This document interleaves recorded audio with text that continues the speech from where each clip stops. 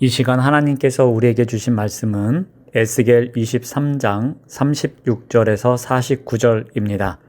하나님의 말씀을 봉독합니다. 여호와께서 또 내게 이르시되 인자야 내가 오홀라와 오홀리바를 심판하려느냐. 그러면 그 가증한 일을 그들에게 말하라. 그들이 행음하였으며 피를 손에 묻혔으며 또 그 우상과 행음하며 내게 낳아준 자식들을 우상을 위하여 화제로 살랐으며 이외에도 그들이 내게 행한 것이 있나니 당일에 내 성소를 더럽히며 내 안식일을 범하였도다.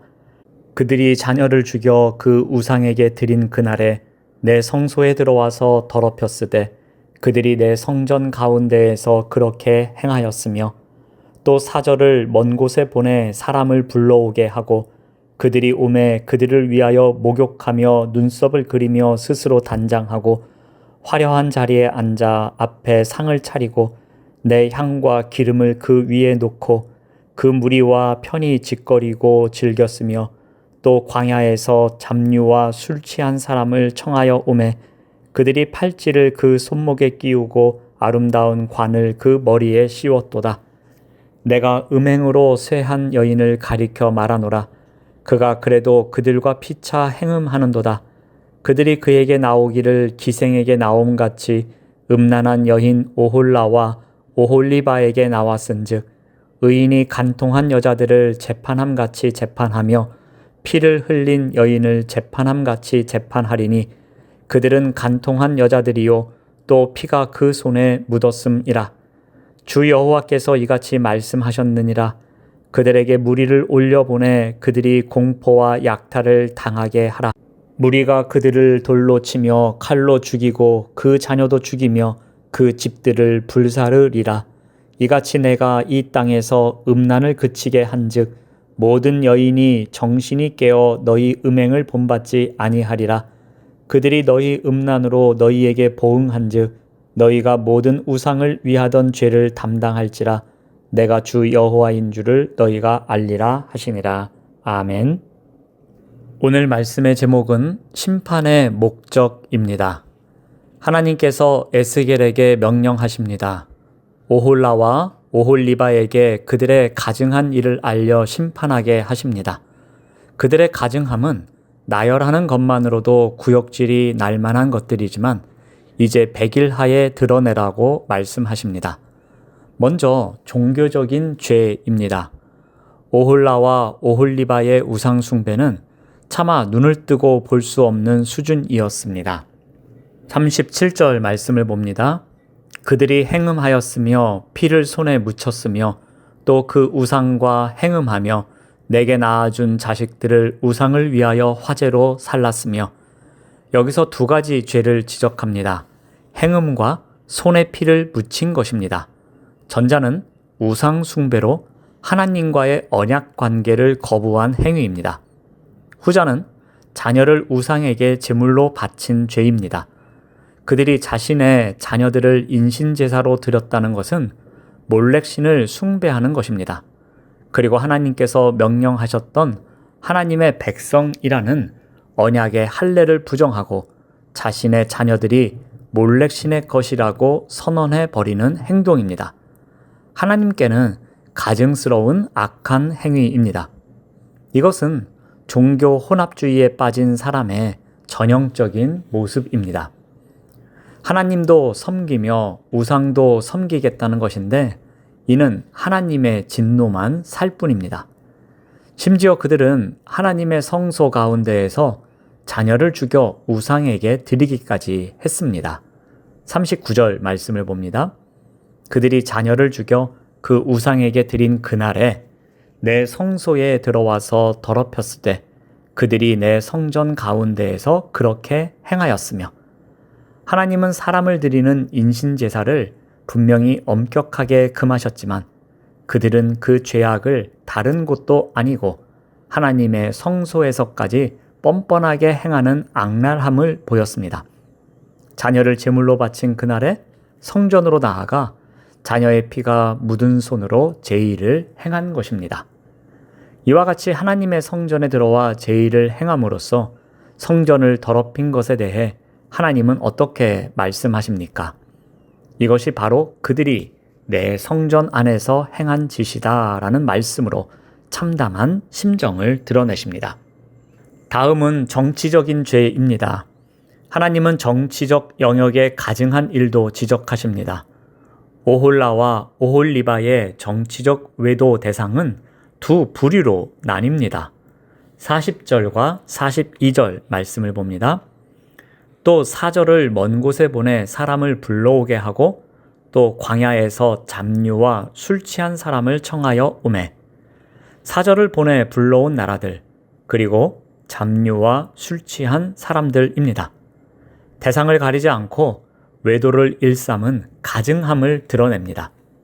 두 여인은 자신들이 불러온 사람들의 환심을 사기 위해서 목욕을 하고 눈썹을 그리고 좋은 옷과 장신구로 치장했습니다. 그리고 화려한 침상에 앉아 그들을 맞이했고 상 위에는 하나님의 향과 기름을 놓았습니다. 이는 하나님의 성소를 더럽히는 것과 같은 가증한 행위였습니다. 왁자지껄한 소리는 무분별한 방탕한 유흥을 암시하고 있습니다.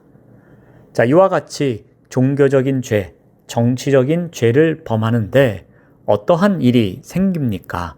43절 말씀을 봅니다. 내가 음행으로 세한 여인을 가리켜 말하노라. 그가 그래도 그들과 피차 행음하는도다. 이들은 오랜 음행으로 쇠약해졌습니다.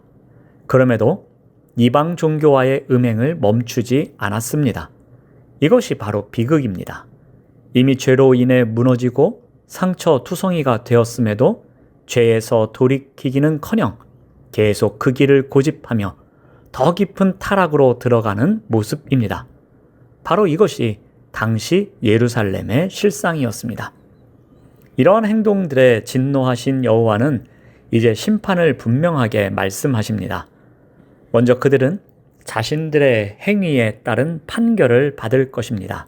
45절 말씀을 봅니다. 의인이 간통한 여자들을 재판함같이 재판하며 피를 흘린 여인을 재판함같이 재판하리니 그들은 간통한 여자들이요 또 피가 그 손에 묻었음이라. 하나님이 의인의 판결을 언급하시는 것은 판결의 객관성을 위함입니다. 두 가지 죄목이 나옵니다. 간음과 피 흘림입니다. 즉 하나님과의 언약을 깨트리고 우상과 음행한 것, 우상 숭배 과정에서 무고한 피를 흘린 죄라는 중대한 범죄를 지적합니다. 이에 하나님의 판결과 선고가 이어집니다. 46절에서 47절 말씀을 봅니다. 그들에게 무리를 올려보내 그들이 공포와 약탈을 당하게 하라. 무리가 그들을 돌로 치며 칼로 죽이고 그 자녀도 죽이며 그 집들을 불사르리라. 하나님은 오홀라와 오홀리바에게 무리를 올려보내 그들이 공포에 떨고 약탈을 당하게 하라고 명하십니다. 여기서 무리는 군대를 가리키는 것입니다. 즉 이방 군대가 하나님의 심판 도구로 사용된다는 의미입니다. 그 무리는 그들을 돌로 칩니다. 이는 간음한 여인과 자식을 우상에게 바친 자가 받는 형벌입니다. 또한 칼로 베어 쓰러뜨립니다. 이는 피를 흘린 죄에 대해 사형 판결을 집행하는 것과 같습니다. 마지막으로 그 자녀들을 죽이고 집들을 불로 태울 것입니다. 이는 그들이 우상에게 바쳤던 자녀가 이제는 군대의 칼에 쓰려짐을 의미하며 그들의 삶의 터전과 역사, 기억이 철저히 무너짐을 의미합니다. 하나님은 이와 같은 심판의 목적이 무엇인지 알려주십니다. 심판의 첫 번째 목적은 총체적 파멸을 통해 이스라엘 땅에서 음란을 그치게 하는 것입니다. 48절 말씀을 봅니다. 이같이 내가 이 땅에서 음란을 그치게 한즉 이 결과는 모든 여인이 교훈을 얻어 그들의 음란을 본받지 않는 것입니다. 이스라엘의 멸망은 주변 민족들 그리고 후대의 이스라엘에게도 거울이자 교훈이 됩니다. 즉 하나님의 백성이 음란과 우상 숭배에 빠질 때 결국 심판을 피할 수 없음을 역사적 사실로 보여주시는 것입니다. 두 번째 목적은 인정하게 만드는 것입니다. 49절 말씀을 봅니다. 그들이 너희 음란으로 너희에게 보응한 즉 너희가 모든 우상을 위하던 죄를 담당할지라 내가 주 여호와인 줄을 너희가 알리라 하시니라. 이스라엘 백성들로 하여금 그들의 하나님께서 갖고 계신 능력과 주권을 인정하게 만드는 것입니다. 이제는 다른 곳에 눈 돌리지 말고 제발 너희들의 구원자 되시는 하나님을 믿고 순종하는 삶을 살아가라는 것입니다. 하나님께서는 우리들이 살아가는 각자의 인생 속에서 하나님이 우리의 주 여호와임을 인정하는 삶을 살아가기를 원하십니다.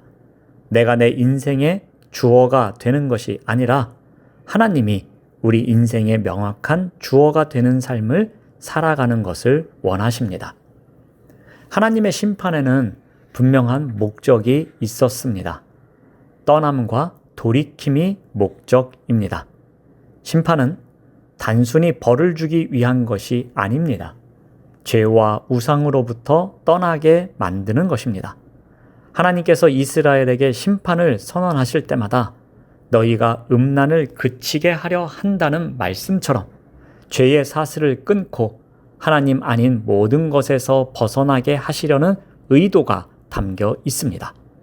동시에 심판은 하나님께로 돌아오게 하는 수단입니다. 인간은 편안할 때는 자주 하나님을 잊지만 심판과 고난을 통해 여호와께로 돌아가자는 깨달음을 얻게 됩니다. 그래서 하나님의 심판은 철저히 파괴적인 듯 보여도 사실은 회복을 위한 징계인 경우가 많습니다. 하나님의 심판은 무의미한 진노의 폭발이 아니라 죄로부터의 떠남과 하나님께로의 돌이킴을 위한 사랑의 섭리입니다. 이 사랑의 섭리를 기억하는 우리 모두가 되시기를 바랍니다. 기도하겠습니다. 하나님 감사합니다.